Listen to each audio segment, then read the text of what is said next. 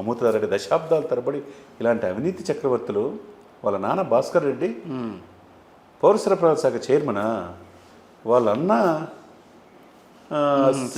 Rice millers association, తర్వాత పోర్టుకు సంబంధించిన ఆధ్వర్యంలో. కానీ ఇది కక్షపూరితం కాదు, వారంపూడి వ్యవహారంలో కానీ ఆయన పిఠాపురంలో పిఠాపురంకి రావటంతోనే ద్వారంపూడి నీ సంగతి చూస్తానని చెప్పి కాకినాడలో మాట్లాడతానికి అంతరం ఏంటి?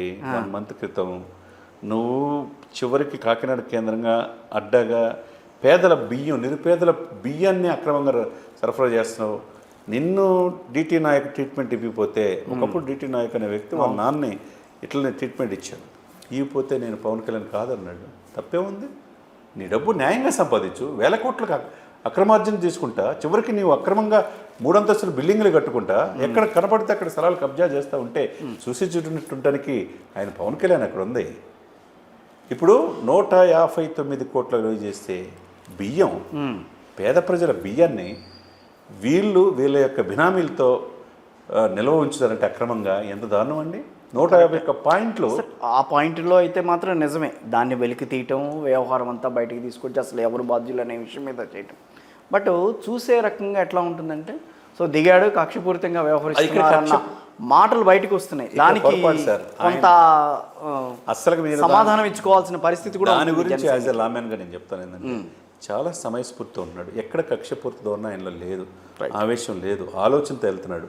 మీరు గనక నేను అవినీతి పాల్పడితే మాత్రం ఎవరిని ఉపేక్షించను, చట్టం తన పని చేసుకుంటుంది అంటున్నాడు.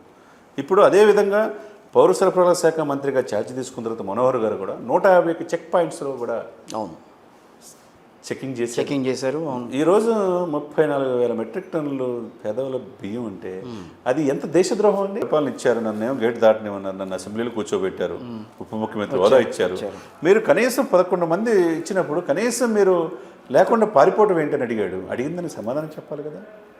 ఇక్కడ ఏంటంటే నోరుందగానే ఇష్టం వచ్చినట్టు మాట్లాడారు. ప్రజలు చూస్తుంటారు, ప్రజలు తీర్పిచ్చారు, ప్రజలు అంతిమ నిర్ణేతలు.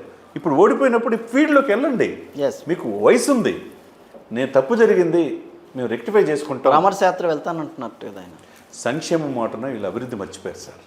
సంక్షేమం అభివృద్ధి 2 కళ్ళు అని చెప్పి పవన్ కళ్యాణ్ చంద్రబాబు వెళ్తున్నారు. సాధ్యమవుతుందా? జారీ చేస్తున్నాడు.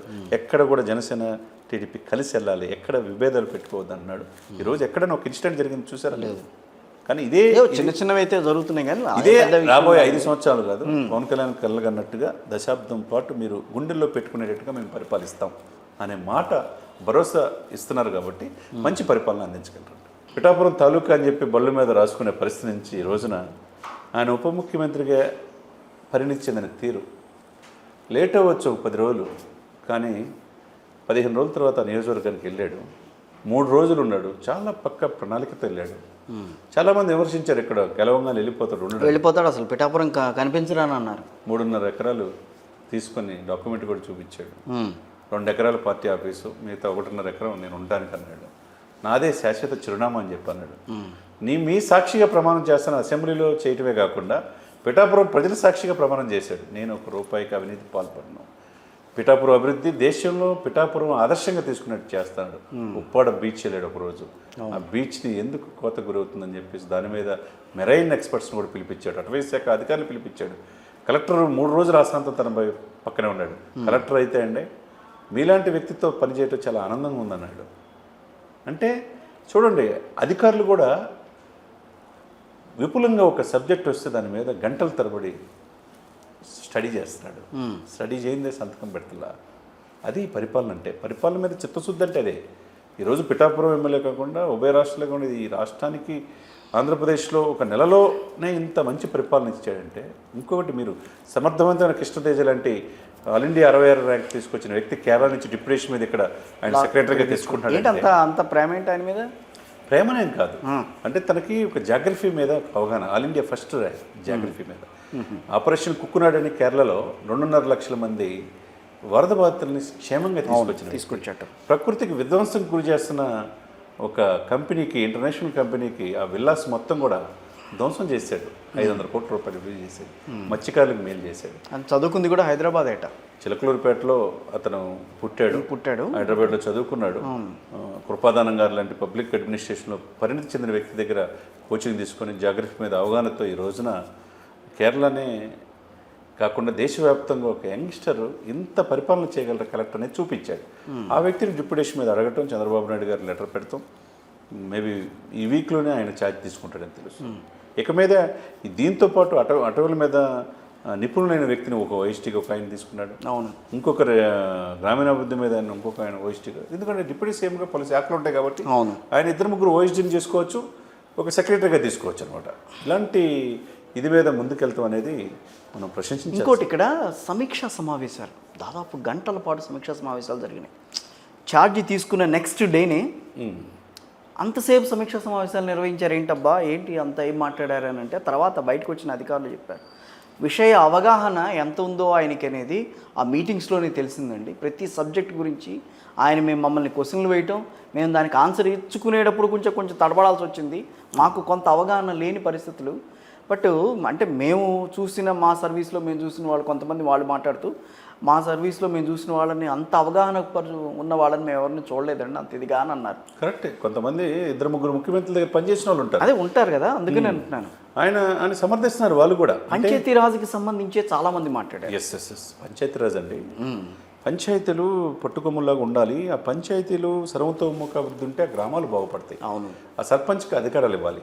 ఆ పంచాయతీ సంబంధించిన ఉద్యోగులు వాళ్ళు సన్మానం చేయడానికి వస్తే వాళ్ళతో మాట్లాడిన మాట 2 గంటలు డిస్కషన్స్లో గత 5 సంవత్సరాలు ఎప్పుడు సీఎం గారు జగన్మోహన్ రెడ్డి గారు అపాయింట్మెంట్ ఇవ్వలేదు అన్నారు. ఏం మాట్లాడాలన్నా సకల శాఖ మంత్రి దగ్గరికి వెళ్ళాలి. సజ్జల్ గారు మమ్మల్ని పిలిచి హక్కును చేర్చుకున్నాడని కళ్ళమ్మ దీంతో మాట్లాడారు సార్. నేను ఒక ఉద్యోగి బిడ్డనే మీలాగే, ఒక కానిస్టేబుల్ కొడుకుని 1వ తారీఖు జీతం లేకపోతే ఆ బాధ ఏందో నాకు తెలుసు. మీ సమస్యలు నేను తీర్చడానికి నేను ప్రయత్నం చేస్తాను. అదే సమయంలో ఆ సమస్య పరిష్కరించే మార్గాలు కూడా మీరు చెప్పండి అన్నాడు. వారానికి ఒక రోజు చెప్పండి మీ డేట్ ప్రకారం, నేను ఉంటా, మీ మాటలు ఉంటా అన్నాడు. ఎవరైనా అంటారండి? అవును, ఎవరైనా అంటారా? మా పిఎల్తో పిఎస్ఎల్తో మాట్లాడుకోండి వ్యవహారం అంతా ఆ రోజే చెప్పాడు. అంటే ఉద్యోగి విలువ ఏంటి, ఆ నెల పాటు ఆయన జీతం మీద ఎంత ఫ్యామిలీ బతుకుతుంది అనేది కూడా ఆయన తెలుసు. ఇదే కంటిన్యూ అవుతుందా 5 ఏళ్ళు? డెఫినెట్గా చేస్తాడనే నమ్మకం ఒక నెలలోనే కలిగించగలిగారు. అదేవిధంగా ప్రధానమైంది పౌర సరఫరాలు శాఖలో అవినీతి, 2 అడవులు ప్రకృతి సంపదను కొలగొట్టే వాళ్ళ మీద ఉక్కు పాదం మోయటం అనేది చరిత్రలో నిలిచిపోతాయి సార్. ఈ 2 ఏమంటారు? పౌర సరఫరాలు చూశారు కదా. అవును. ఈ ఉభయ రాష్ట్రాలే కాకుండా దేశంలో ఎక్కడ లేని విధంగా 34,500 మెట్రిక్ టన్నులు సంబంధించి బయటికి తీయటం. అది ఈ 4 ఏళ్ళ లోపల పోవాలి సార్. ఎవడైనా సంపాదించేవాడు రూపాయి బియ్యం 40 రూపాయలు విలువయ్యే బియ్యాన్ని ఇవన్నీ కూడా ఆయన చెప్పినాయేగా ఒకప్పుడు. అవును. ఎందుకు చేస్తున్నాడు? మీరు అన్నట్టు బీజేపీ, టీడీపీ, జనసేన 3 పార్టీలు ఈ కలయిక ఎలా ఉంటుంది, వీళ్ళ మధ్య సఖ్యత ఉంటుందా అనుకుంటున్నారు కదా మీరు. పర్ఫెక్ట్గా డిస్ట్రిబ్యూషన్ ఆఫ్ వర్క్ జరుగుతుంది ఇక్కడ. రాజధాని మీద పూర్తి చేయటం విషయంలో కావచ్చు, పోలవరం పూర్తి చేయటం విషయంలో కావచ్చు, ఇంటర్నేషనల్గా దీని మీద నిపుణులు తీసుకొచ్చి చూసే బాధ్యత ఎవరు తీసుకున్నారు? చంద్రబాబు నాయుడు తీసుకున్నారు. 4.5 దశాబ్దాల అనుభవంలో పెట్టుబడులు ఎలా రావాలో నిన్న oil refinery, Bharat oil refinery BPCL దాదాపుగా 60,000 కోట్లతో మచిలీపట్నం కేంద్రంగా రాబోతుంది. దానివల్ల వేలాది మంది ఎంప్లాయ్మెంట్ వస్తుంది. మరి గత ప్రభుత్వం ఎందుకు తీసుకురాలేపారు? ఇప్పుడు బాలశౌరితో పాటు నేను వెళ్ళి హరిదీప్ సింగ్ దగ్గర మినిస్టర్ కలిశారు. అదేవిధంగా నిధులు స్పెషల్ స్టేటస్ సరే తెరమరుగైందని అంటున్నారు కొంతమంది.